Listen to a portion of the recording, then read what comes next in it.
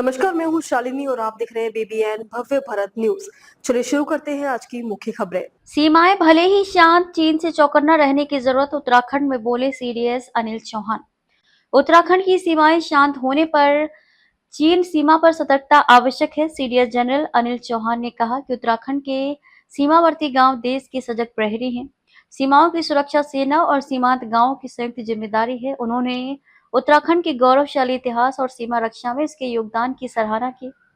उत्तराखंड की सीमाएं भले शांत हैं, लेकिन चीन सीमा को लेकर सतर्क रहना बेहद जरूरी है। उत्तराखंड में चीन के साथ 350 किलोमीटर और नेपाल के साथ 275 किलोमीटर की सीमा है। इससे ये राज्य सुरक्षा के दृष्टिकोण से संवेदनशील और रणनीतिक रूप से महत्वपूर्ण बनता है। भारत और चीन के बीच कुछ सीमा क्षेत्रों को लेकर मतभेद हैं और उत्तराखंड के बाड़ाहोती क्षेत्र में भी पूर्व में ऐसी स्थितियां देखने को मिली हैं। इसलिए सीमा की निगरानी और सतर्कता में किसी तरह की ढिलाई नहीं होनी चाहिए। Chief of defence staff CDS general Anil Chauhan ने ये बातें देहरादून में आयोजित Devbhoomi mega ex servicemen rally में कही। उन्होंने कहा कि उत्तराखंड के सीमावर्ती गांवों के लोग देश की सीमा पर सजग प्रहरी की तरह हैं। सीडीएस ने कहा कि सीमाओं की सुरक्षा केवल सेना की ही नहीं बल्कि सीमांत गांवों की भी साझा जिम्मेदारी है।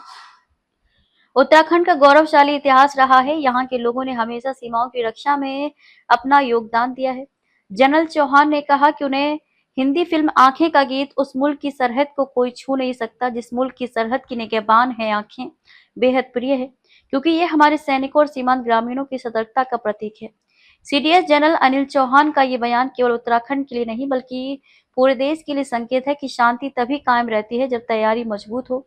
सीमाएं चाहे कितनी भी शांत क्यों न दिखे, लेकिन सुरक्षा, सतर्कता और सामरिक तैयारी कभी बंद नहीं होनी चाहिए।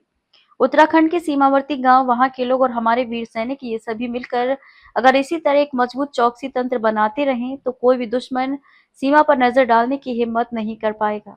तो अभी तक के लिए इतना ही। मैं शालिनी आपसे विदा लेती हूँ। अगली खबर में फिर मुलाकात होगी एक और खास खबर के साथ। तब तक के लिए बने रहिए बीबीएन भव्य भारत न्यूज के साथ। नमस्कार।